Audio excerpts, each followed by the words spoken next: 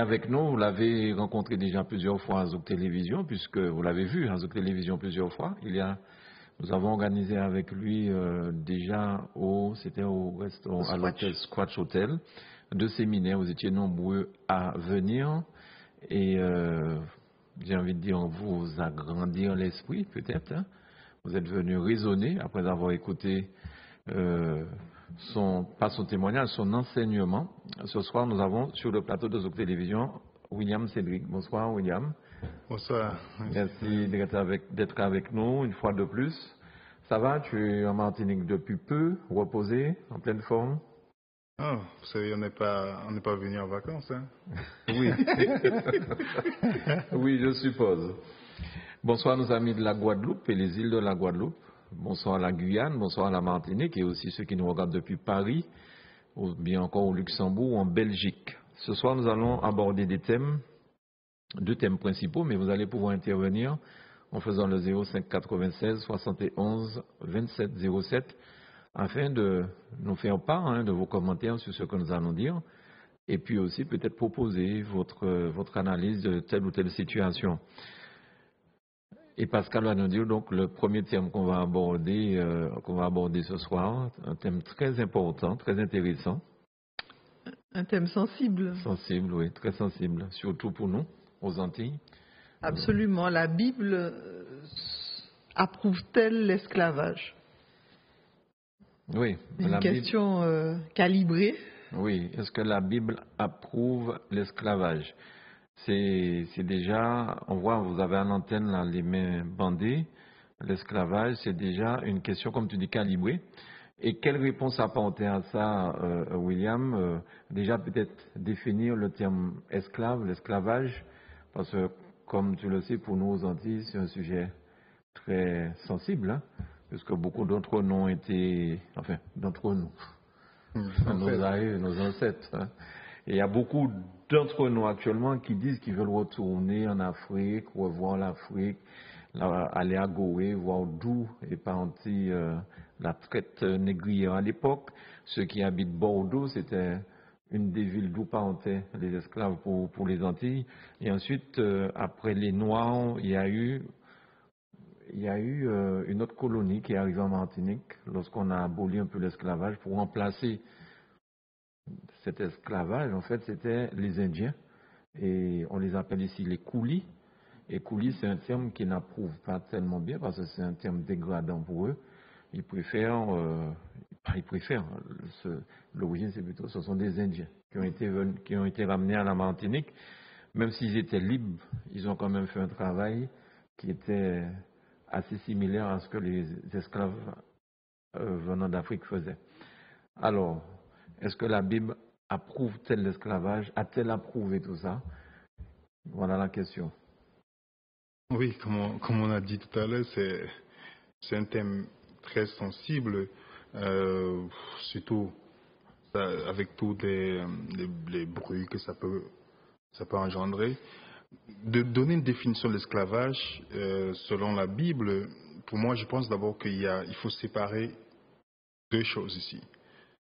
Parce que parfois, on entend le terme esclavage, parce qu'on a lu esclavage dans la Bible, alors on fait l'amalgame des 2 choses, et puis on pense que Dieu a approuvé l'esclavage.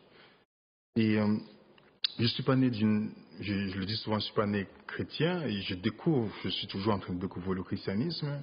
C'était une question très importante pour moi, parce que de voir comment la Bible parle de l'amour du prochain comme enseignement, comme ça fait partie des enseignements fondamentaux de la Bible, mais de voir à côté où j'ai lu certaines choses. Vous voyez, parfois on peut lire mais sans étudier, ou parfois des personnes où les gens répètent de certaines situations ou certaines choses, et finalement on ne peut pas vérifier et on prend ça pour argent comptant, et puis directement on dit ça veut dire ceci, alors je comprends pas ce Dieu là, je comprends pas, dans le Nouveau Testament il est nouveau, mais dans l'Ancien là il était vraiment très dur. Et c'est comme ça que avec ces débats on met souvent le doute dans le cœur des personnes. La plupart des personnes qui rejettent la Bible, certes il y a le comportement des chrétiens qui vient, mais aussi par rapport à certains rapports que certaines personnes ont donné, ou certains hommes religieux dans la casquette de clergés, pasteurs et autres, ont pris la Bible pour supporter certaines situations ou certaines choses. Et finalement, ça a mené le scepticisme en beaucoup de personnes. Mais en réalité, ce que tu dis là, on retrouve ça de nos jours. Ce qu'on appelle les fake news. Les gens tout le monde est journaliste maintenant avec Facebook. Donc tout le monde lance n'importe quelle idiotie sur Facebook. Les gens croient ça, mais ils vont pas vérifier l'information. Et demain, ils vont dire à quelqu'un, je te dis telle chose. Alors qu'en réalité, tu as raison, on n'a pas vérifié l'information au départ. Effectivement, par expérience de cette situation, c'est toujours comme ça. On vit dans une société aujourd'hui où les gens ne vérifient pas. Donc, lorsqu'on dit une chose, les gens ne vont jamais aller vérifier par eux-mêmes, ils ne posent pas de bonnes questions. Alors, donne-moi la preuve. Voilà. Sur Facebook, on écrit beaucoup de choses. On peut écrire beaucoup de choses sur bien vous, sûr, monsieur. Bien On sûr. peut dire beaucoup de choses, mais les gens ne viennent pas vérifier. Voilà. Peut-être parce que quelque part, ça les arrange. Et j'ai discuté avec beaucoup de gens hostiles, par exemple, au christianisme, où ils s'attaquent. Le rejet du christianisme, parfois, c'est à cause des questions morales. Vous voyez? Alors, on ne veut pas trop s'approcher. Vous voyez? On veut parfois une religion sans Dieu. On veut certains trucs qu'on choisit, un peu comme un morceau de gâteau. On choisit la part qui nous plaît, tout ça. Mais nous devons apprendre aujourd'hui, en tant qu'humains ou des personnes, d'aller vérifier. C'est très important parfois parce qu'un mensonge peut détruire une vie. Tout à fait. Comme par exemple ce que vous avez dit, les gens répètent une chose, ils ne sont jamais allés à la source pour vérifier. Mais ils affirment. Je vous dis que c'est vrai ce qu'on dit sur telle personne. Ils affirment, mais quand on pose des questions, quand vous poussez, vous voyez qu'au fond, il n'y a rien. Donc, comme pour des situations, aussi pour la Bible, nous devons vérifier. Je dis souvent à des personnes, vous ne devez pas directement accepter la foi chrétienne n'est pas une foi aveugle. Ce n'est pas une foi où Dieu dit viens, non. C'est une foi où il te demande, il dit dans Ésaïe 1er, verset 18, venez raisonnons. Viens et viens fouiller. Et c'est ce qu'on va essayer de faire ensemble d'abord sur l'esclavage. Déjà, pour faire la différence entre l'esclavage, la traite négrière et tout ce qui venait avec, et l'esclavage dans la Bible, je vous rappelle déjà que il y a une très très grosse différence. Donc c'est diamétralement opposé, parce que quand on dit différent, c'est vraiment opposé. Déjà, si vous posez une question, si on part par exemple sur le diapo numéro 5, j'ai pris un exemple de ce qu'on appelle US Navy Academy. C'est un programme militaire où par exemple, moi je veux faire médecine. Et la médecine, vous savez combien ça coûte, l'université aux États-Unis, c'est peut-être $200 000. Je ne peux pas payer ces $200 000, mais US Navy Academy me paye ses études et je dois travailler pour cette compagnie pendant un certain temps après mes études. Après, je suis libre. Il y a même un programme à New York où la ville de New York paye les études universitaire aux étudiants résidents à New York, et vous devez travailler pour l'État de New York 2 ou 3 ans avant d'être libre. Tout à fait. Et ce modèle que vous allez voir même dans le football, dans beaucoup de choses, les gens signent des contrats, ils doivent servir pour certaines périodes, après ils sont libres. Ce modèle, c'est exactement ce modèle qu'on retrouve dans la Bible.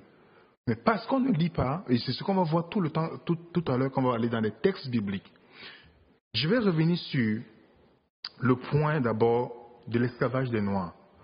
Pour montrer, c'est un point qu'on retrouve. Et on va voir la différence avec l'esclavage dans la Bible. Dans le diapo numéro 8, nous avons l'exemple, par exemple, de l'esclave dans la traite négrière. L'esclave était quand même le bien de son maître. L'esclave pouvait être frappé, volé ou échangé. L'esclave pouvait être utilisé pour le sexe, ce qu'on voit aussi dans l'histoire de l'esclavage, où on voyait un asservissement involontaire, donc il était forcé. L'esclave n'avait pas de salaire, il n'avait pas de droit social, et il n'avait pas le droit de posséder les biens. Ça, c'est ce qu'on définit, ce qu'on connaît dans l'histoire de l'esclavage, de la traite négrière. Et le résultat de ça amène quoi? La séparation. Ça amène la suppression des gens et ça amène la perte de la liberté. Puisque ces individus ne sont pas vraiment des individus, Ils sont traités Oui, comme ils du étaient traités bétail. comme du bétail. Voilà. Et Tout à c'est fait. malheureusement ce type d'esclavage que les sceptiques confondent avec l'esclavage dans la Bible. Donc lorsqu'on parle de l'esclavage, ce qui vient dans la tête, donc Dieu approuve cela. Mais il ne cherche pas à aller comprendre s'il y a une différence ou pas. Maintenant, si on vient dans ce que j'ai pris l'exemple aujourd'hui tout à l'heure de US Navy Academy qu'on retrouve, je ne sais pas si dans le programme en France, il y a des programmes comme ça où les gens n'ont pas la capacité de payer les études, mais ils doivent travailler. Pas vraiment. Ou des usines qui forment des personnes et puis vous devez travailler un certain temps pour payer, je ne sais pas si ce programme, mais il y a des programmes comme ça en Amérique du Nord. Dans la diapo numéro 9, l'esclavage, en principe, le mot esclave en hébreu même, ça n'existe pas, c'est le mot servitude. Donc c'était avant d'aller dans les versets bibliques, je vais d'abord faire cette différence-là. Quand on regarde les différents points, on dit que c'était basé sur la condition économique. Pourquoi? Lorsque je suis devenu pauvre, j'ai dilapidé mes biens. Et peut-être vous m'avez donné $1 million et j'ai dépensé $1 million. J'ai dépensé tout et je dois vous rembourser. Je ne peux pas vous rembourser. Je viens d'une manière volontaire. Je décide d'être votre serviteur pour un temps jusqu'à rembourser mes dettes. Et après avoir remboursé mes dettes, je suis libre. Donc, c'était basé sur une condition économique. C'est la seule raison qui a mené à l'esclavage réellement dans la Bible. Mais c'est comme quelqu'un qui va au restaurant, qui ne peut pas payer, on lui dit d'aller faire la vaisselle pour payer son repas. En fait, Effectivement. c'est simplement donner de sa personne pour rembourser la dette qu'il a contractée et qu'il ne veut pas payer. Effectivement. Ok. Et c'était initié par l'esclave, le serviteur, celui qui initiait, et c'était volontaire. Comme celui qui part à l'armée, c'est une manière volontaire. L'armée ne force personne. Donc, et la personne n'était pas battue, ni forcée, ni capturée. Ouais. On va voir tout à l'heure dans les versets bibliques qui affirment cela. La personne avait droit à un salaire, ce qui n'était pas le cas dans la traite négrière.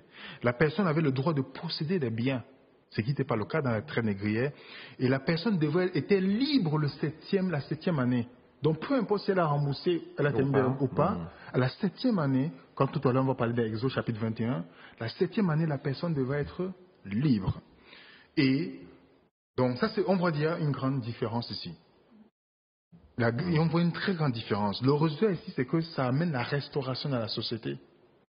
Et ça permet la mobilité, et ça encourage aussi la personne à prendre soin des biens qu'on lui donne. Vous voyez, à se responsabiliser. Et la dignité de la personne n'était pas atteinte. Effectivement. Les femmes étaient violées, elles servaient même des fois à allaiter les enfants du blanc, parce que les femmes peut-être n'allaitaient pas. Enfin bon, c'était vraiment, la dignité humaine était bafouée. On était traités comme vraiment du bétail en fait. Oui, c'est pourquoi dans ce moment-là, quand les noirs qui travaillent, les esclaves qui travaillent dans les maisons des colons, ou je ne sais pas comment on appelle cela, devaient être vus mais pas entendus. Donc vous êtes dans une maison, vous faites vos tâches, ce modèle on le retrouve aujourd'hui même au sein de la communauté chrétienne, où on vous dit vous devez être vu, le jour que vous ne venez pas à l'église, pourquoi tu n'es pas venu, mais tu ne dois jamais parler ou dire pourquoi si tu dois jamais. Et c'était un peu comme ça. Donc en principe ces esclaves n'étaient pas des personnes. Voilà. C'était pas des personnes. Donc dans Lévitique chapitre 25, diapo 11, je vais lire seulement un texte avant d'aller sur les différents points que j'ai donnés sur l'esclavage dans la Bible, où la Bible dit pourquoi on ne peut pas frapper un esclave, pourquoi on peut faire ceci. Ok. Lévitique chapitre 25, diapo 11, nous voyons, on nous dit si un étranger, ça c'est un autre exemple, parce que vous allez voir peut-être dans Lévitique 25, verset 25, Lévitique 47, vous allez voir, je donne un exemple. Si un étranger, si celui qui demeure chez toi devient riche, et que ton frère devienne pauvre frère de lui, et se vende à l'étranger qui demeure chez toi, ou à quelqu'un de la famille de l'étranger, il y aura pour lui un droit de rachat. Après qu'il se sera vendu, un de ses frères pourra le racheter. Son oncle, le fils de son oncle, l'un de ses proches parents pourra le racheter, ou bien, s'il a des ressources, il se rachètera lui-même. Donc on voit ici que l'esclave a le droit de rachat. Ça c'est quelqu'un qui est devenu pauvre, il est parti, il est devenu esclave d'un étranger, et quelqu'un peut le racheter. Quelqu'un de sa famille. Et s'il a les moyens de faire, il peut lui-même se racheter. payer ses dettes. Payer ses dettes. Donc c'était toujours une raison économique, l'esclavage dans la Bible. Ce n'était pas des raisons comme on voit aujourd'hui où on partait capturer des personnes. Et juste pour vous donner un petit point, c'est que les premières personnes, j'ai beaucoup de respect pour les musulmans, ma mère était musulmane, donc je ne suis pas, c'est pas pour parler mal des musulmans, je dis un fait historique. Vous pouvez lire par exemple le génocide voilé de Tidiane Diaye, qui a fait des grandes recherches là-dessus. Il y a beaucoup de recherches qui ont été démontrées là-dessus. Ce livre que vous pouvez vous pouvez acheter sur Internet, peu importe, nous parle des premières personnes qui ont initié l'esclavage, c'était la conquête arabo-musulmane, qui partait capturer les Noirs. Même dans l'islam aujourd'hui, le capturer les Noirs, tout ça, c'est encore une chose qu'on retrouve. Ils capturaient les Noirs et ils vendaient. Ce qui fait que quand certains Occidentaux ont vu qu'il y avait même moins cher que les esclaves en Grèce, tout ça, ils sont aussi venus pour prendre leur part du gâteau. Mais c'est les premières personnes qui capturaient les Noirs. Vous allez partir en Libye, vous avez vu l'histoire en Libye, où les Noirs sont vendus, vous partez en Arabie Saoudite, vous partez au Yémen, vous partez au Liban, vous voyez toujours ce même procédé, où les Noirs étaient toujours considérés, il y a les grands chercheurs musulmans qui disaient que les Noirs sont d'origine bestiale. Donc, pour vous montrer juste le contexte historique. Donc, revenons maintenant à la Bible. Premier point, la Bible condamne celui qui frappe un esclave. Pourtant, la traite négrière, on fouettait des esclaves. Sans ménagement. Sans ménagement. Dans Exode 21, qui est le chapitre qui parle de l'esclavage aussi, Exode 21, on nous dit par exemple, si un homme frappe l'œil de son esclave, homme ou femme, et qu'il lui fasse perdre l'œil, il le mettra en liberté pour le prix de son œil. Et s'il fait tomber une dent à son esclave, l'homme ou femme, il le mettra en liberté pour le prix de sa dent. Donc ça veut dire que si un esclave vient travailler, à cause de quelqu'un qui a perdu de l'argent, il vient maintenant pour travailler pour vous rembourser, et qu'à un moment vous êtes fâché, vous l'avez frappé, il a perdu son œil, vous le laissez libre. Il ne paye, même si vous devez 100 milliards, il ne donne rien du tout. Il va libre. Vous voyez, ça c'est différent ça. Même une dent, s'il paye aussi une dent. Une seule dent.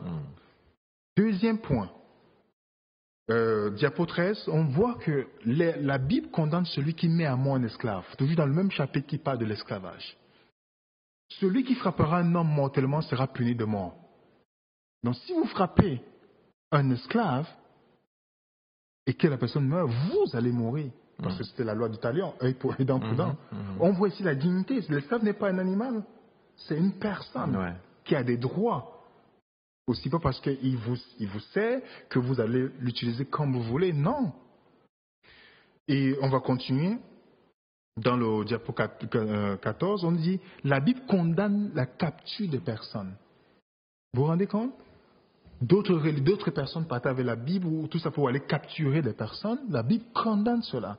Dans Exode 21, verset 16, nous dit si quelqu'un vole un homme et qu'il le vende et qu'il soit trouvé en sa main, il sera certainement mis à mort. Oui. Vous voyez ça? C'est bien loin de la traite négrière. Hein? Très loin. Donc vous voyez que si on ne regarde pas de plus près, on ne va jamais voir qu'il y a une grande différence ici. Je vais continuer. Paul, dans 1 Timothée chapitre 1, verset 8 à 9, parle des gens qui sont injustes et il cite les voleurs d'hommes, donc ceux qui capturent. Vous allez voir dans 1 Timothée 1, verset le diapo 15, il parle des voleurs d'hommes ici. Donc, parce que quand vous donnez le thème en grec, c'est les gens qui capturaient des personnes pour les rendre esclaves. D'accord. Donc, je vais continuer. Le cinquième point, c'était la restauration et la délivrance. Pourquoi? Dans le diapo 16, on nous dit, si tu achètes un serviteur, d'autres textes esclave hébreu, il servira 6 années. Et la 7e année, il sortira quoi? Libre et gratuitement. S'il est venu seul, il sera seul. S'il avait une femme, sa femme sortira avec lui. Vous voyez la différence ici? Peu importe le nombre d'argent qu'il vous doit, la 7e année, il est libre. Il est libre. Il est libre. Donc, et en plus, l'esclave ne sortait pas chez vous les mains vides. C'est un principe. Je vais lire avec vous, vous allez voir dans la diapo 17, verset 14 à 17, Deutéronome, 15, verset 14 à 17. Tu lui feras des présents de ton menu bétail, de ton nerf, de ton pressoir, de ce que tu auras par la bénédiction de l'Éternel ton Dieu. Tu te souviendras que tu as été esclave au pays d'Égypte et que l'Éternel ton Dieu t'a racheté. C'est pourquoi je te donne aujourd'hui ce commandement. Donc, l'esclave ne devait pas sortir comme ça. Donc, imaginez, Pascal, quelqu'un qui travaille pour vous et à votre service. Lorsque vous allez le libérer, vous devez lui donner des présents. Ah, on est au paradis sur terre, hein, je pense. Est-ce que vous voyez bien une grande différence? Tout à fait, tout à fait. Là, c'est clair. Et je vais continuer pour aller tout dans la restauration de ton homme 15 avant qu'on puisse prendre d'autres points. On nous dit, par exemple, si ton esclave te dit, je ne veux pas sortir de chez toi, parce qu'il t'aime, toi et ta maison. Vous voyez, on est très loin ici. Ça veut dire qu'il est tellement confortable, Soigné, qu'il veut rester avec son maître. On dit, alors tu prendras un poinçon et tu lui perceras l'oreille contre la porte. Il sera pour toujours ton esclave. Tu feras de même pour ta servante. Donc c'est un signe d'adoption totale. La personne devient membre de la famille. Vous avez l'exemple d'Abraham qui voulait donner ses biens à son serviteur parce qu'il n'avait pas de descendants. Vous voyez la différence? Ça n'a rien à voir avec tout ce qu'on nous dit dans l'esclavage de la traite négrière. Ouais. Tu avais déjà vu ça, Pascal? jamais. Ça prouve qu'on n'étudie pas beaucoup. Ou alors qu'il y a beaucoup de choses à apprendre. Ouais, oui. Bien dit, bien dit. Parce que c'est pourquoi j'encourage mes frères et sœurs qu'on puisse sortir dans l'état de cerveau endormi dans lequel nous sommes et de seulement nous dire Jésus-Christ t'aime, Jésus-Christ t'aime. Nous avons besoin, parce que les gens ont besoin, il y a des gens qui ne veulent pas lire la Bible. Nous devons leur apporter la réponse. La Bible dit dans 1 Pierre 3, verset 15, sanctifie dans ton cœur le Seigneur Jésus-Christ, étant toujours prêt à répondre avec douceur et respect devant quiconque te demande l'espérance qui est en toi. Le chrétien est supposé répondre, mais quand je posais la question des chrétiens, alors pourquoi ton Dieu a l'esclavage? Il dit, ah non, et seulement la foi, et puis Dieu va te bénir. Je dis, mais c'est pas ça que je veux. Réponds-moi. Oui, je vais te passer le numéro de mon pasteur. Et toi, pourquoi tu es à l'église? Oui. Vous voyez? Pourtant, nous sommes... J'ai pas fait théologie, je lis la Bible comme tout le monde pour comprendre, parce que moi j'ai besoin d'avoir des réponses. Je veux pas seulement qu'on me dise d'avoir la foi. La foi n'est pas aveugle. Et de voir comment l'esclavage est totalement différent, c'était une lumière pour moi. C'était une lumière parce que j'avais la confusion. À l'université, quand vous asseyez avec les professeurs, vous voyez ce qu'ils disent de la Bible, vous n'avez même pas besoin de toucher ce livre-là. Ouais. Et finalement, je vois que c'est le contraire. Donc, quand quelqu'un vient avec une casquette, j'ai fait théologie, j'ai fait ceci, vous dites, vous faites confiance. Si vous êtes quelqu'un, un suiveur, vous allez faire confiance. Mais si vous êtes quelqu'un qui vous remettez en question, dit, je vais aller vérifier. Et en vérifiant, je vois, il dit, mais c'est contraire ce que cette personne m'a dit. C'est contraire. Il dit, waouh, Seigneur, c'est pas vrai, c'est impressionnant. C'est pourquoi je ne crois plus. Quelqu'un me dit qu'il a théologie, c'est pas professeur en théologie. C'est pas parce que vous avez ça, moi, ça m'impressionne pas du tout. Parce que je sais que la Bible, j'ai pas besoin d'aller faire une école pour apprendre. Le Saint-Esprit est le meilleur enseignant. Et parce qu'en croyant, même en suivant, je dis pas qu'il n'y a pas de bons théologiens. Il y a des bons théologiens, même s'il y en a peu. Mais la Bible, c'est un livre qui ne se lit pas comme Voltaire et d'autres livres. C'est un livre qui est riche et qui demande l'humilité pour comprendre, de mettre des préjugés de côté. Pour dire, je viens avec un esprit pour pouvoir comprendre. Je vais donner la chance, c'est ce que je me disais, Dieu, je vais te donner la chance de pouvoir comprendre si réellement ce qu'on dit, c'est vrai. Pas ce qu'on me dit, mais je veux vérifier. Donc pour continuer dans le 8e point, diapo 19, on nous dit que l'esclave avait droit au repos. Il avait droit au repos, il avait droit à un salaire. Colossiens 4, verset 1 nous dit, maître, accordez à vos serviteurs ce qui est juste et équitable, sachant que vous aussi, vous avez un maître dans le ciel. Il avait droit à un salaire. Ça veut dire qu'après, il pouvait faire ses économies, que lorsqu'il sort, il pouvait aller acquérir son terrain, ou bâtir sa maison, ou faire quelque chose dans la vie. Et puis avoir un peu de repos, une journée de repos. Voilà, dans Exode 23, verset 12, on nous parle même qu'il a une journée de repos.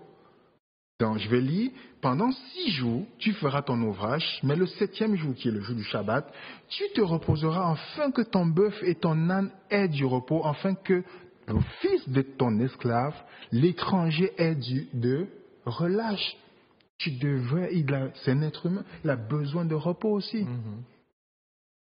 Vous voyez ça? Et en plus, la Bible nous dit que Dieu va juger ceux qui ont dominé injustement sur les autres. Donc, parfois, je sais qu'il y a les gens qui disent « Ah, mais Dieu, il était où quand on a souffert, tu sais, quand nos ancêtres ont souffert ?» Dieu n'est pas insensible à ça. Israël a souffert 400 ans, Dieu a délivré. La justice retardée de Dieu ne veut pas dire justice manquée. Parce que Dieu lit dans le cœur de chaque homme. Il sait, notre vision de la vie est tellement erronée avec nos préjugés, nos sentiments, nos cultures, qu'on ne comprend pas le dessein de Dieu. Comment un être infini peut comprendre l'infini? Comment un être fini peut comprendre l'infini? Donc parfois, les voies de Dieu ne sont pas nos voies. Et il sait comment il va régler la situation. Le problème, c'est que beaucoup d'entre nous, bien qu'on n'a pas été présents lorsque nos ancêtres souffraient, on se comporte aujourd'hui pire encore dans l'esclavage mental qui nous pousse à être limités par toute chose. Quand on parle, quand vous voyez des gens parler, vous avez l'impression qu'ils sont encore enchaînés. Donc, est-ce que je pense qu'il y a des questions? Non, ça va. Non. Pascal, tu voulais intervenir? Non. J'ai une question, mais pour plus tard. D'accord. La réserve au chaud. Donc parlant de ce point, c'est que l'esclavage de la traite négrière, c'est pas une période glorieuse, que ce soit arabo-musulman, que ce soit ce que les Occidentaux ont fait. Mais nous devons nous poser la question, comment sortir de cette situation? Parce que bien qu'on est encore affecté, je prenais l'exemple de cet enfant qui marche dans un zoo avec son père. Il voit un éléphant énorme avec une petite barrière. Et avec une petite corde aussi à la patte. Et l'enfant demande au père, mais papa, cet éléphant est tellement énorme qu'il peut seulement traverser et couper cette corde. Il s'enfuit. Pourquoi il est soumis à celui qui est à côté? Pourquoi il est tellement soumis? Pourtant, il peut s'enfuir. Le père lui dit, écoute, mon enfant, lorsqu'il était un petit éléphant, on mettait des grosses chaînes sur sa patte. Il résistait, on mettait une plus grosse chaîne. Aujourd'hui, la chaîne n'est pas sur la patte, mais c'est dans sa tête. L'esclavage dans la tête, je vois certaines personnes, je ne peux pas faire telle chose parce que c'est noir. Je ne peux pas faire ceci, ça c'est encore l'esclavage. On se positionne en victime déjà, on ne peut jamais progresser dans la vie. Notre problème, c'est qu'on est médiocre parfois.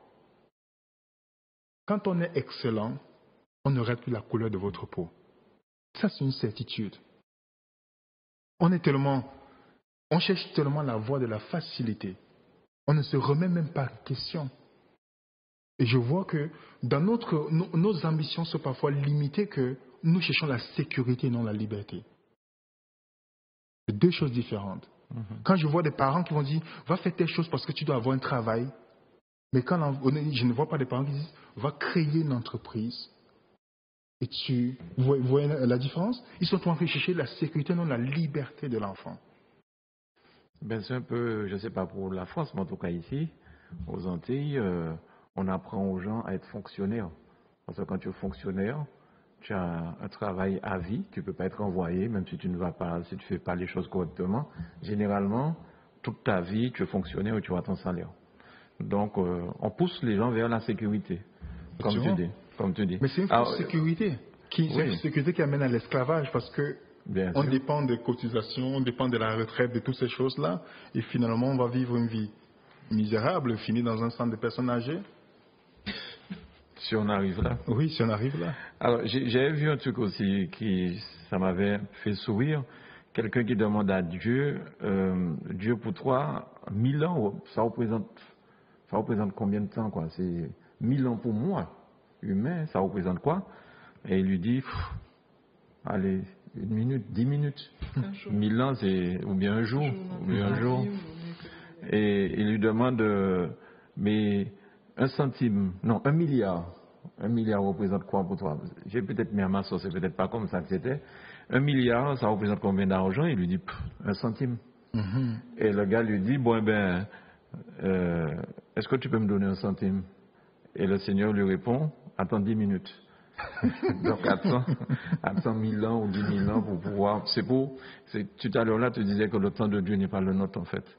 Ce que nous espérons pouvoir réaliser aujourd'hui, nous souhaitons, ce sera en faisant la prière que demain tout soit là.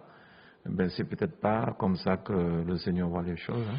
Oui, parce que aussi on n'est pas libre, on n'est pas libéré. Parce que c'est on parle de la traite négrière, on parle de tout ça, mais il y a quelque chose qui nous rend encore, qui nous rabaisse, qui est le péché. On est esclave du péché. Et Dieu veut nous libérer. Parce qu'on peut être libéré des chaînes physiques, mais le chaîne du péché, il n'y a que Dieu qui peut le faire. Et beaucoup d'entre nous, on cherche, on veut cette liberté sur tout, mais sans se tourner vers Dieu. Seul Dieu peut nous affranchir de la puissance du péché. Je prends l'exemple des disciples. Dans Luc chapitre 24, lorsqu'ils sont en train de marcher, ils sont en train de marcher le chemin de Maïs. Ils sont en train de se plaindre. Oui, Jésus est à côté d'eux. Ils ne savent même pas que c'est Jésus. Ils disent, mais c'est Jésus-Christ qui est venu. Parce que toutes les espérances étaient tombées dans l'eau. Parce qu'ils disaient que si Jésus-Christ devient le roi, on sera à côté de lui, on sera, vous voyez, toutes les espérances. Mais ils n'avaient pas compris que Dieu voyait au-delà. Ils pensaient à être libérés de la captivité romaine, mais Jésus avait vu plus loin. Il avait vu les libérer du péché. Vous voyez, donc on vise toujours plus bas, un peu comme Moïse, qui veut la terre promise. Là, Dieu dit non, je te réserve la Canaan céleste. Parce que nos pensées ne sont pas les pensées de Dieu. Lorsqu'on comprend ça, et qu'on vient vers Dieu, qu'on comprend que Dieu n'est pas pour l'esclavage, mais il y a un point, il y a quelque chose sur lequel il veut nous libérer. C'est l'esclavage du péché. C'est ça le plus important, être libéré. Parce que si on est libéré spirituellement, toutes les autres choses vont tomber. Toutes les autres choses vont tomber. Dieu n'a jamais accepté. La preuve, il commence les commandements par « Je suis l'Éternel ton Dieu, qui t'ai fait sortir du pays d'Égypte, de la maison de la servitude ». Dieu est pour venir affranchir ses enfants.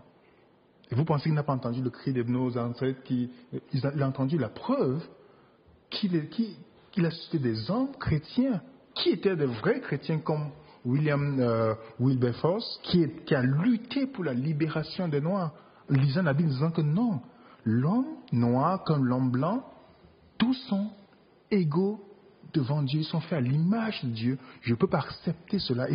Et la foi était son moteur, c'était sa motivation d'aller dans les cours, lutter, demander la liberté des Noirs. Et c'est ce qu'il a fait. Pourquoi donc Dieu n'a pas stoppé cet esclavage physique pour après nous libérer de l'esclavage spirituel? Il aurait pu tout arrêter. Mais c'est vrai, tu vois, parfois on pose cette question, ce qui est tout à fait, je peux dire, légitime, mais il faut qu'on aille un peu plus loin. Si Dieu doit stopper tout, il doit stopper tout ce que nous faisons. Notre libre arbitre ne va plus être exercé, on va voir Dieu comme un dictateur. C'est l'homme qui utilise son libre arbitre pour oppresser son prochain.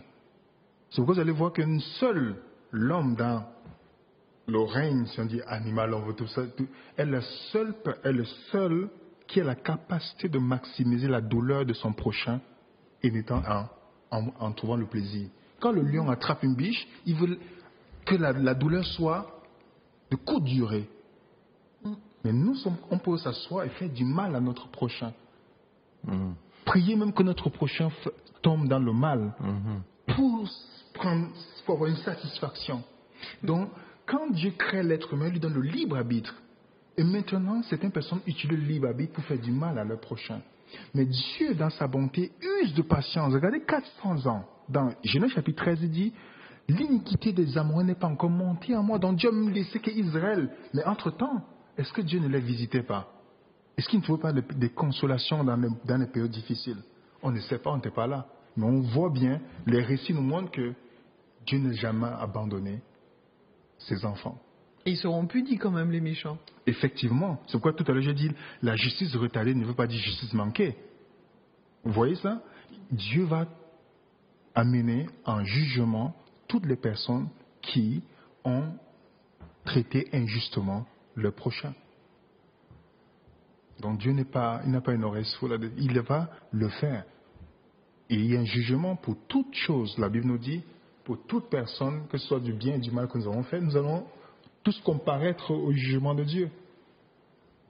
Donc celui qui a rendu ses frères esclaves sur la terre peut se réjouir un instant parce qu'il a une certaine gratification en faisant du mal à son prochain, mais son jour viendra. Comme le proverbe antillais qui dit il y a 100 jours pour le voleur, un jour pour le patron, c'est ça? Un jour pour le maître. Pour le maître, voilà. Ouais. Mais c'est vrai que beaucoup de personnes se demandent pourquoi tant de misère, autant de morts, autant de guerres, et pourquoi Dieu n'intervient pas pour arrêter tout ça, parce qu'on pense à Hitler très souvent, mais ça remonte déjà bien avant ça. Hein. À l'époque des croisades, tout ça, le nombre de tués, on se dit mais pourquoi Dieu n'a pas fait son intervention pour arrêter tout ça? C'est vrai que c'était fait au nom de Dieu, mais comme je dis toujours, pas parce qu'on met le nom de Dieu que Dieu est là. Jésus en parle, il parle des gens religieux. On parle même dans Jean chapitre 16 que des gens vont vous tuer croyant rendre un culte à Dieu. C'est Jésus qui le dit. Est-ce que Dieu est distant ou indifférent à la souffrance que les gens ont passée et ont vécue? Dieu n'est pas indifférent, puisque nous voyons dans la Bible que même lui-même il est venu souffrir. Quand Jésus vient sur la terre, il prend la forme d'un esclave. Philippiens chapitre 2 nous dit qu'il est venu, il a pris la forme doulos. En grec, c'est le mot esclave. C'est là où on trouve le mot esclave. Il est venu prendre la forme d'un esclave. Pourtant, il vient du ciel. Dieu vient. C'est pourquoi on dit Emmanuel, Dieu avec nous. Dieu avec nous, il prend la forme d'un esclave pour venir nous racheter. Pourquoi? Parce que j'aime bien le diapo 33, où je vais lire quelque chose que Exode 21, qui en principe, ça me rappelle Jésus-Christ. On nous dit, par exemple, si tu achètes un esclave hébreu, il servira 6 années, mais la 7e, il sortira libre, sans rien payer. S'il est rentré seul, il sortira seul. S'il avait une femme, et sa femme sortira avec lui. Et si son maître lui avait donné une femme et qu'il en ait eu des fils et des filles, la femme et ses enfants seront à son maître, il sortira seul. Si l'esclave dit, jusqu'à ce que la femme aussi travaille ces 6 années, la 7e année soit libre, si l'esclave dit j'aime mon maître, ma femme et mes enfants, je ne veux pas sortir libre, alors son maître le conduira devant Dieu, il le fera approcher à la porte du poteau et son maître lui percera l'oreille avec un poinçon et l'esclave sera pour toujours à son service. Ici, en principe, c'est Jésus qui a pris la forme d'un esclave. Et son père lui a donné une femme qui est l'Église. Il a eu une postérité. Il a dit, je ne veux pas sortir. Je ne veux pas abandonner ma femme et mes enfants. Je vais appartenir pour toujours à mon maître. Et c'est pourquoi Jésus-Christ a été percé par rapport à ça. Et il va rester avec tous les stigmas, tandis que vous n'aurez plus besoin de lunettes à la résurrection. Pas du tout. On va guérir de toutes nos infirmités. Mais Jésus-Christ aura toujours ses cicatrices. Ok. Mais moi, je pense que ce serait bien qu'on dise quand même quelque chose au niveau des Noirs et de cette malédiction qui nous tient à la peau. Nous sommes quand même une race un peu considérée comme maudite. Alors, est-ce qu'avant de partir dans cette partie, on pourrait peut-être voir s'il y a des appels et puis écouter ce que les gens ont à dire déjà sur cette toute première partie de l'émission. en faisant le 05 96 71 27 07. Bonsoir, monsieur. Oui, bonsoir. Bonsoir. Vous nous appelez d'où? J'appelle de la Guadeloupe. Oui. Je m'appelle Frédéric. Bonsoir, Frédéric. Voilà. Bonsoir. Alors moi, je voulais intervenir. Mhm. Déjà, pour moi, je dis que le sujet est un peu délicat quand même, en parlant de l'esclavage. Donc j'aurais aimé que le débat s'oriente ailleurs en fait. Pourquoi nous les Noirs, nous assimilons beaucoup plus la religion? Est-ce que c'est pas ce qui cause notre retard? Alors nous assimilons, Oui. pardon Frédéric, nous assimilons quoi? Tout ce qui est religion. La religion, d'accord. Oui, tout ce qui est religion, nous les Noirs, nous assimilons beaucoup plus les religions. Mhm. D'accord. Même en Afrique, la plupart, j'ai l'impression que c'est ce qui nous retarde en fait. On est trop concentré sur ce qu'on nous apporte. Mhm. Voilà. Donc moi, j'aurais aimé que le débat se focalise un peu plus sur ça. Pourquoi les Noirs? La religion retarde notre avancement. Mhm. Ouais. Voilà. Ok, ben on va essayer d'en parler. Merci. Merci, Frédéric. Frédéric. Est-ce qu'on a quelqu'un d'autre? Zouk TV, bonsoir. Allô? Oui, bonsoir. Oui, allô? Oui, bonsoir. Oui, bonsoir. Oui, vous nous appelez d'où? Je vous appelle de Cheshire. De Shellshare. Oui. D'accord, on vous écoute? Alors, voilà, je dis bonsoir à tous les gens du plateau. Bonsoir. Et je voulais poser une question, ou je ne sais pas si c'est un pasteur, je ne sais pas, qui est là, présent. Et je voulais lui demander, il parle de Jésus-Christ. Allô, vous m'entendez? On vous entend très bien. Bon, il parle de Jésus-Christ. Je voulais lui demander qui lui a dit que le Fils de Dieu s'appelle Jésus-Christ. Parce que Jésus-Christ, c'est un nom qui nous a été apporté par les Occidentaux. Lorsque les Occidentaux ont mis le peuple noir en esclavage, il leur a apporté une Bible et la croix. Comment quelqu'un, des êtres qui apportent l'esclavage à un peuple, peut leur apporter la parole de Dieu? Vous voyez bien que cette parole a été utilisée pour mettre l'homme noir en esclavage, parce que l'homme noir est un être spirituel. Il est très proche de Dieu, c'est pourquoi il absorbe tout ce qui est religion, parce qu'il est spirituel. Déjà, je n'appelle pas Jésus-Christ, je l'appelle Isaiah Congo. Ce n'est pas Jésus-Christ. Jésus-Christ, c'est le Dieu des Blancs.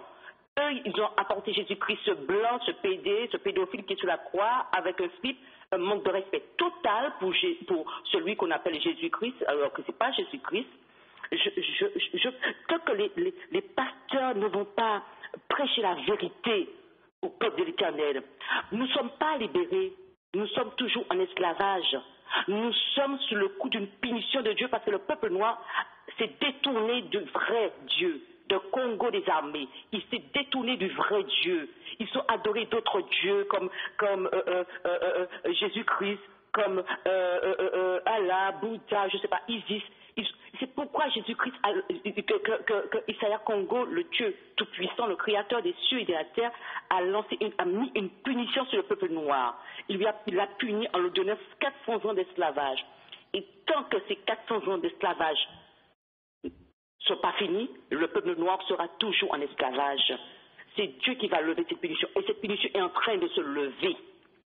C'est ça que les pasteurs doivent prêcher. Ils prêchent le mensonge au peuple. Ils les poussent à prier Jésus-Christ, le Dieu des Blancs. C'est pourquoi nous sommes comme ça, nous sommes en esclavage. C'est pourquoi nous sommes pauvres, parce que nous prions un autre Dieu, qui est le Dieu de nos ancêtres. On ne prie pas. On a bien compris votre question et William va vous répondre dans un instant. Merci beaucoup. Donc, est-ce qu'on a un autre appel? Zouk TV, bonsoir. Bonsoir. Bonsoir, monsieur. Bonsoir, oui. Vous nous appelez d'où? De Fort-de-France. Oui. Je voulais dire que j'ai lu tout ce que le frère a dit là, c'est la vérité. Mais ce n'est pas tout le monde qui arrive à comprendre cette parole de Dieu. Et c'est très simple. Quand Jésus a parlé, j'ai lu sur la Bible, quand Jésus a dit que Je suis dans le Père est en moi. Celui qui m'a vu a vu le Père. Oui. Et toute chose a été faite par moi. Toute chose a été faite par moi. C'est Jésus qui l'a dit. Alors donc, avec l'intelligence que Dieu nous a donnée, nous devons réfléchir et méditer vraiment sur la parole de Dieu quand Jésus a précisé que toute chose a été faite par moi. Alors moi, d'après ce que quand j'ai lu ces paroles-là, j'ai ressenti en moi-même, j'ai dit, mais j'ai médité, je me suis mis à méditer, j'ai dit, mais vraiment, Jésus est la parole de Dieu faite chair, venue au milieu de nous afin que nous soyons sauvés, puisque Dieu même a précisé d'avance, je vous enverrai un sauveur naître d'une femme au milieu de vous, et ce sera le sauveur du monde, de toute la surface de la terre. Par conséquent, et quand l'ange est venu vers Marie, qu'est-ce que Marie a précisé? Je n'ai jamais fréquenté. Il a choisi une femme vierge, comme je dis toujours, il y a plus de femmes vierges sur la terre, aussi bien des hommes vierges, des femmes vierges, puisque la femme qui n'a jamais fréquenté, il faut bien préciser, elle est vierge, vous voyez. Alors, c'est tout cela qu'on doit reconnaître. Et puis, il n'y a pas beaucoup de choses pour se repentir. Jésus est venu, il a précisé simplement, repentez-vous, rejetez toutes sortes de vieilles bagailles, ouais, et puis priez Dieu. Et il a bien précisé, celui qui m'adore, Dieu même, celui qui m'adore en esprit et en vérité. Vous voyez, alors tout cela, c'est des paroles qui sont très fortes de la parole de Dieu. C'est pas tout dire. La religion ne sont pas, hein. C'est pas la religion, c'est la foi et ses œuvres. Hein. Il faut chaque personne ait son Bible et puis étudier, prier Dieu, demander à Dieu, je veux te connaître, je veux t'entendre. Dieu est là, il a bien précisé, celui qui demande reçoit, celui qui me cherche me trouve. C'est très simple, moi je dis. C'est nous les hommes, oui, nous les hommes qui croient que nous sommes quelque chose, nous sommes des humains de rien du tout sur la terre, oui. Merci beaucoup. Et puis, bon, je dis dernièrement, nous appartenons à la terre. Tout ce que nous voyons sur la terre appartiennent à la terre. Pas rien qui sont en l'air, non? Et Dieu nous a pris de la terre. Il nous a dit, à cause de nos descendants, nous retournerons dans la poussière là où nous sommes venus. Merci beaucoup pour votre intervention. Très intéressant, très riche. Alors, comment déjà te présenter, William? Parce qu'on dit le pasteur, bon... Un étudiant. Moi, je suis un étudiant de la Bible. Étudiant de la Bible, d'accord. Le seul pasteur que je reconnais, vraiment, c'est Jésus-Christ. D'accord. Donc, je suis un étudiant de la Bible. J'aime apprendre au pied de Jésus. D'accord, très bien. Donc, ce n'est pas un pasteur qui est sur le plateau avec nous, c'est un étudiant de la Bible. Voilà. Alors, cette personne de Guadeloupe qui disait pourquoi les Noirs sont assimilés, c'est ça, hein? Il dit pourquoi la religion retarde les Noirs? Parce que les Noirs s'attachent à la religion, je pense un peu Il a comme... même parlé d'Afrique aussi, hein, je crois. Oui, comme dernier rempart. Pourquoi est-ce que... Je pense que je peux comprendre la sensibilité du frère Frédéric par rapport à ce qu'on peut voir, comment les gens utilisent le nom de Dieu, comment c'est un soi-disant prophète, apôtre, tout ce que la prolifération de tout ce qu'on voit dans les églises où les gens sont dans la détresse, tout ça se tourne, cherche des miracles. Je peux comprendre que c'est une mauvaise image. Ça mène aussi à l'asservissement. On le retrouve même pas seulement en Afrique, même en Martinique, même en Europe, où les gens sont à l'église, c'est le pasteur, ils jugent que par le pasteur, tout ce que le pasteur fait, tout ce qu'ils font, vous voyez, ça existe. Mais il ne faut pas qu'on fasse l'amalgame. Parce que si on veut le dire aussi, on pourra parler du peuple juif, qui est aussi un peuple religieux. Mais on sait que dans l'économie mondiale, ce sont eux qui sont à la tête. Donc, on ne peut pas seulement dire parce que religion, si je vous dis par exemple, Manuel, est-ce que c'est une bonne nouvelle que Dieu existe? Vous ne savez pas ce que vous allez répondre. Mais si vous dites, est-ce que c'est une bonne nouvelle que les femmes existent? Vous allez me dire, ça dépend de quelle femme, n'est-ce pas? N'est-ce pas? Voilà. Donc, de la même manière, ça dépend de quel Dieu. Et parfois, on tombe dans toutes sortes d'amalgames, on oublie que le vrai Dieu est là. Donc, si c'est une personne en Afrique, par détresse, par pauvreté, se tournent en cherchant les miracles, où on leur promet de donner l'argent pour être béni, ça, ce n'est pas le christianisme. Ce n'est pas aussi le christianisme des personnes avec des robes qui ont pris de la Bible pour aller dire des choses. Ce n'est pas le christianisme. Et le frère Frédéric, je peux comprendre, mais il fait l'amalgame. Il fait l'amalgame de tout ce que les gens ont fait. C'est comme si, parce que, on va dire par exemple, tous les Antillais boivent le rhum. C'est pas vrai.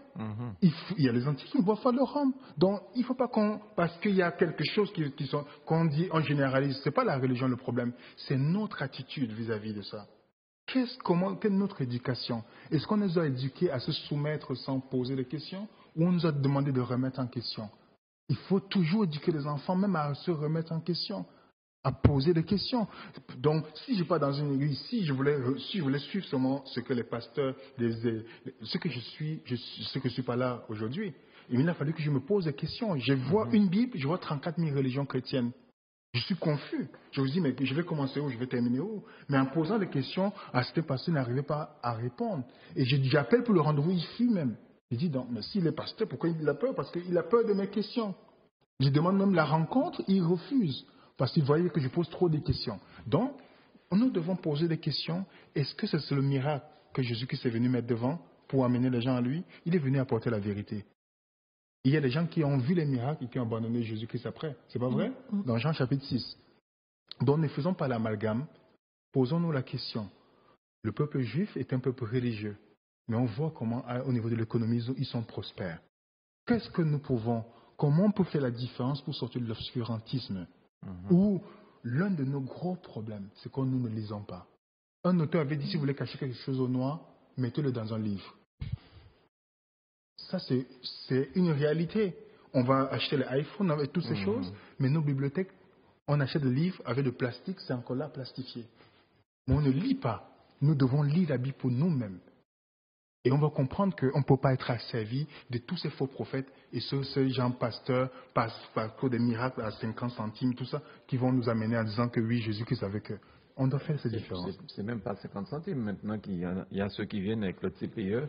Ils acceptent la carte bleue. Vous voyez ça? C'est ça qu'on met devant, donner de l'argent. C'est juste donner l'argent, il faut rendre la dîme, c'est tout ce qu'on met devant pour avoir quelque chose. Pour avoir une prière spéciale, il faut payer. J'entends les fonds de placement, j'entends ceci, tout.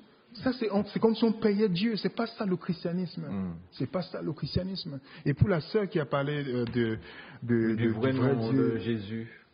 Le christianisme, c'est pas une religion de blanc. C'est peut-être, ça, c'est un manque d'information encore. Et c'est pourquoi les gens, nous n'aimons pas chercher. Le christianisme vient du Moyen-Orient. Donc, pas parce que certaines personnes ont utilisé le nom du christianisme et venu avec ça pour vouloir mener les blancs les noirs dans la servitude, que ça veut dire que c'est les blancs. Non. La Bible est le livre d'une manière archéologique le plus testé. Le plus testé. Donc, vous pouvez vérifier aujourd'hui. C'est pas quelque chose qu'un homme a écrit. Non. C'est pas un homme qui a écrit. Et en plus, la sœur veut qu'on croie que c'est le monsieur qu'elle présente, mais on n'a pas d'évidence de ce qu'elle donne. Dans Matthieu chapitre 1er, par exemple, le verset 21 à 23, on nous dit, elle enfantera un fils et tu lui donneras le nom de Jésus. C'est lui qui sauvera son peuple. Alors, c'est quelle référence? Matthieu 1er, verset 21 à 23.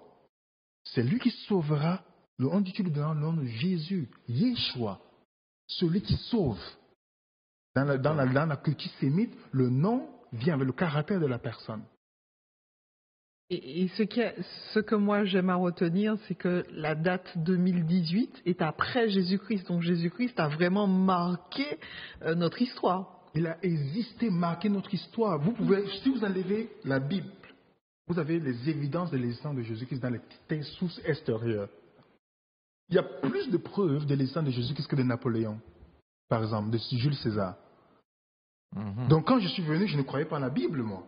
Il a fallu que je remette en question. Vous avez le manuscrit de la mer morte. Vous avez toutes les évidences que Christ a existé. Il n'est pas seulement venu, ce n'est pas une légende, mais c'est une réalité. Et il n'est pas venu en disant « je suis l'une des vérités », il a dit « je suis la vérité ». Pour montrer que la vérité est exclusive. En dehors de lui, il n'y a pas de vérité. Il dit « je suis la lumière, je suis la vérité, la Le chemin, la vérité est là, la vie. Donc, c'est la vérité à propos de Dieu. D'autres personnes avaient la mauvaise conception de Dieu. Jésus-Christ est venu pour corriger. Abraham était un adorateur des ancêtres. Il sort de Babylone. Mais Dieu l'a amené pour qu'il puisse comprendre le vrai Dieu, qui ne demande pas qu'on sacrifie les animaux, qui ne demande pas qu'on sacrifie les enfants, mais qui dit, j'ai déjà payé le sacrifice pour toi, tu n'as pas besoin de faire toutes ces choses-là. Et il est venu nous libérer de toutes ces choses qui nous enchaînent. Jésus-Christ, je peux dire à la sœur, peut-être on lui a donné un mauvais Jésus, mais qu'elle essaie de se poser la question, qui est réellement Jésus? Est-ce qu'il a vraiment existé? Parce que le nom qu'elle a donné, je pense que cette personne n'a pas existé comme Jésus-Christ a existé. On a des évidences de l'existence de Jésus-Christ.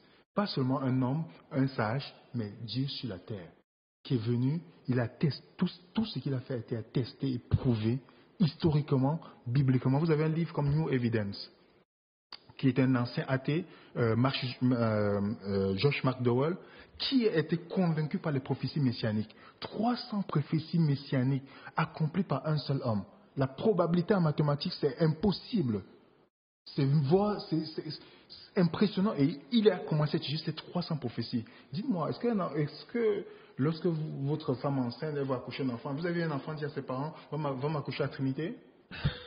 Jésus-Christ est né à Bethléem comme ça a été annoncé depuis longtemps. 300 prophéties accomplies par Jésus-Christ. Si on a l'occasion un jour de démontrer Jésus-Christ hors de la Bible, c'est magnifique. Donc ce n'est pas juste une légende, mais c'est une réalité. Et tout cela, comme c'est vrai, la question que je dois me poser, qu'est-ce que je fais de ça? Est-ce que je vais le rejeter? Je vais me tourner vers les sources qui ne sont pas sûres, ou je me tourne vers le chemin de la vérité, celui qui va me libérer de l'esclavage du péché? Alors quand tu as dit que Jésus-Christ, il est noir, sa couleur c'est que bon, on l'a dépeint comme un homme blanc, mais en réalité Jésus est noir. Est-ce que il y a quelque chose qui dit ça? Jésus-Christ n'est pas blanc. Ça, c'est une certitude, mais il est sémite. Les sémites sont bronzés. D'accord. Donc, quand on voit dans les recherches qui ont été faites récemment, montrent que Jésus n'a pas les longs cheveux, parce qu'on voit Paul dit dans 1 Corinthiens chapitre 11 qu'il est honteux pour un homme d'apporter les longs cheveux. Donc, Jésus n'a pas les longs cheveux avec les yeux bleus comme on le décrit. Cette image a été véhiculée, ou même on voit des gens dépeindre. On n'a pas besoin de faire une image de Jésus. Déjà, ce n'est pas l'image de Jésus. On ne doit pas faire une image pour adorer Dieu. On ne doit pas faire cette image-là. Jésus-Christ a existé, il était un homme, mais il n'était pas un blanc aux yeux bleus. C'était un sémite. Parce que quand on regarde au niveau des recherches, les Juifs, on voit une grande partie, c'était des sémites, donc avec une peau bronzée. Et la téléspectatrice a abordé également l'aspect de la malédiction du peuple noir, de la race noire. C'est ce qu'on va aborder à la deuxième partie, je pense. Mais elle en a parlé aussi. Donc on va continuer. On parlera de ça tout à l'heure. Et le troisième intervenant qui disait que tout, la phrase c'est... Ce qui a été fait a été fait par Dieu. C'est ça. Et tu approuves ce qu'il disait, je crois? Jésus-Christ est aussi créateur. Jésus-Christ est créateur. Dans Jean 1, verset 1, on nous dit au commencement était la parole était avec Dieu, et la parole était Dieu. Il y a un peu une confusion que nos frères témoins Jéhovah mettent petit Dieu. Déjà, c'est un blasphème de mettre un petit Dieu à côté d'un grand Dieu, d'après Deutéronome 32, verset 39. Mais Jésus, on nous dit, toute chose a été créée par lui et rien de ce qui a été fait n'a été fait sans lui. Donc, toute chose, pas certaines choses. Donc, Jésus-Christ, s'il était une créature, comment il a créé toute chose? Vous voyez? Donc, il a créé toute chose. Et c'est pourquoi Jésus-Christ, c'est la révélation de Dieu même. C'est Dieu. Donc, si on veut connaître Dieu, il a dit à Philippe, dans Jean 14, si tu m'as vu, tu as vu le Père. Parce que beaucoup de gens, comme encore aujourd'hui, avaient une mauvaise conception de Dieu. Il y a des gens qui pensent qu'on peut prier pour faire du mal à quelqu'un. Aujourd'hui encore, les Juifs le faisaient. Et les gens qui sont contents de faire les groupes de prière pour que quelqu'un ne se marie pas, par exemple. Ils pensent que c'est Dieu qui inspire ça. Vous voyez ça? Donc, dans cette mauvaise conception, Jésus vient dire, Dieu il vient se distancer de toutes ces personnes en disant, c'est pas comme ça que Dieu fonctionne. Dans Jean 1, verset 18, il dit, personne n'a jamais vu le Père, seul le Fils qui est dans le sein du Père l'a fait connaître. Le mot connaître, c'est le mot révéler, c'est-à-dire exégèse. Donc, je suis venu, si vous voulez savoir comment Dieu est, regardez à Jésus. Est-ce que Jésus a abandonné quelqu'un sur la terre? Est-ce que Jésus a maltraité quelqu'un? Est-ce que Jésus a mené quelqu'un à l'esclavage? Non. Alors, c'est comme ça que Dieu est. D'accord. C'est Jésus. Bien. On prend notre appel. Zouk TV, bonsoir. Allô? Oui, bonsoir. Bonsoir, madame. Vous nous appelez d'où? De Fort-de-France. Soyez la bienvenue, on vous écoute. Merci. Je vais dire au monsieur qui parle là, pourquoi il dit que Dieu c'est un Dieu des Blancs? Dieu n'est pas un Dieu de Blancs, monsieur. Dieu a envoyé son Fils mourir pour tout le monde. Il n'y a pas de distinction. Dieu n'est pas un Dieu de blanc parce qu'il est mort pour les noirs, il est mort pour les blancs, il est mort pour les ingrats, il est mort et pour les voleurs, il est mort et pour les délinquants. Il n'a pas d'exception. Il est mort pour tout le monde et lui-même, il a dit, je suis venu. Dieu, mon Père, m'a envoyé. Parce que remarquez, quand il était sous la croix, qu'est-ce qu'il a dit, Jésus? Il a dit, Père, Père, pardonne-leur car ils ne savent pas ce qu'ils font. Il n'y avait pas d'histoire de blanc et de noir. Ne mettez pas le racisme entre la religion. Parce il n'y a pas, et Dieu n'était pas un raciste. Parce que normalement, et deuxièmement, que quand Dieu a dit, quand les deux larrons étaient sur la croix avec lui, qu'est-ce qu'un parmi les deux a dit? Jésus, souviens-toi de moi quand tu seras dans ton royaume. Et Jésus lui a répondu, aujourd'hui même, tu seras dans mon royaume. Et Jésus, en plus, lui a dit, celui qui croira, il n'a pas, parce que j'entends beaucoup de choses sur votre télé, mais qu'est-ce que Jésus a dit? Au dernier temps, il y aura beaucoup de gens qui vont venir parler pour dire il est là, il est de l'autre côté, n'y croyez pas, n'y allez pas. Parce que c'est pas maintenant qu'il faut mélanger et racisme et tout ça. La parole de Dieu n'est pas comme ça. Dieu c'est un Dieu d'amour, Dieu c'est un Dieu d'ordre, Dieu c'est un Dieu de sincérité et fidélité. Dieu n'a pas de préférence, je redis, Dieu n'a pas de préférence. Il est venu, il a envoyé son Fils mourir pour tout le monde. Et quand il a dit, ne prenez rien, vous avez reçu gratuitement, donné gratuitement. Et il a encore dit, n'acceptez rien, ne prenez ni or, ni argent, ni rien du tout. Il a dit, allez, prêchez. Bien. Ma parole sera prêchée dans le monde entier, à tout peuple, à tout homme, à toute tribu, à toute nation. Et alors viendra la fin. Alors, j'écoute depuis tout à l'heure, là, Dieu c'est un Dieu blanc, et qui ça, mais non, Dieu n'est pas un Dieu blanc. Dieu est le Dieu de tout le monde, qui jaune, qui caco, qui blanc, qui noir, qui toute qualité. Dieu c'est un Dieu de tout le monde, de toute la génération. Car c'est lui. Quand il a créé Adam, il a créé Adam, et quand il a vu Adam, il n'était pas, et il ne pouvait pas rester sans une compagne. Qu'est-ce qu'il a fait? Il a créé Ève. Et quand il a créé Ève, eh bien, et ces deux-là, Adam a dit, cette femme est chair de ma chair, os de mes os.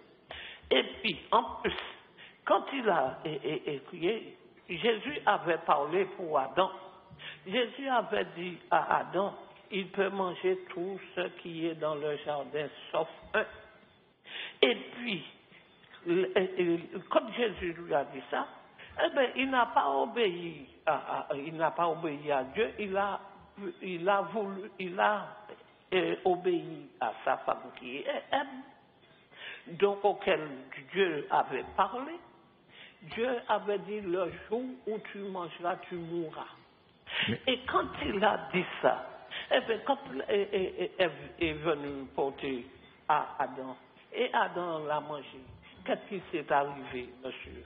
Parce que rien n'était possible à Dieu. Merci, madame. Merci beaucoup. Attendez. Quand il est arrivé, eh ben, il a mangé, il s'est trouvé nu. Et quand il s'est trouvé nu, Dieu qui, du haut des cieux, personne ne le voit. C'est lui, et quand il a vu ça, il a appelé Adam, où es-tu? Madame, merci parce que... Madame, nous avons beaucoup de personnes qui attendent. Donc, en tout cas, on a bien compris que c'est un Dieu d'amour. Il est là pour tout le monde, quelle que soit la couleur, la couleur de la peau, la richesse, la pauvreté. Voilà. En tout cas, c'est pas sur le plateau qu'on a dit que c'était un Dieu de blanc. Hein. Non. Ça n'a pas été dit là. On va peut-être faire, Yannick, une petite pause avant d'entamer la seconde partie. Hein, on fait ça? Ou bien il faut répondre... Tu veux répondre tout de suite là? Par rapport à ce qu'elle a dit? Oui. Oui, personne n'a dit sur le plateau que Dieu était un Dieu de blanc. Et peut-être elle répondait au frère je vais juste apporter un verset pour appuyer ce point dans Acte 10, qu'on retrouve dans Deutéronome 10, verset 17. Mais dans Acte 10, verset 34 à 35, où Paul dit, alors Pierre, ouvrant la bouche, en vérité, il dit, en vérité, je reconnais que Dieu ne fait point de favoritisme. Mais qu'en toute nation, celui qui craint et qui pratique la justice, il lui est agréable. Donc Dieu ne fait pas de... Acte combien? Acte 10, verset 34 à 35. Comme pour retrouver dans Deutéronome 10, verset 17 et dans Romains chapitre 2. Donc je comprends quand tu dis venez raisonnons. Il faut chercher, il faut lire.